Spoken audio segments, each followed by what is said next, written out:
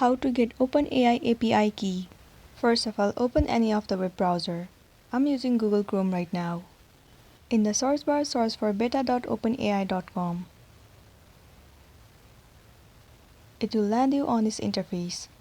Tap on this three horizontal line at the top right corner. The option of API reference will be visible to you. Tap on it. You will land on this page. Now scroll down and right here you will get to see the option of API key. Tap on it. So right here you can see these are some of the API keys that I have created. In order to create a new one, just tap on create new secret key. Here once again tap on create secret key. There you can see that your secret key has been successfully created.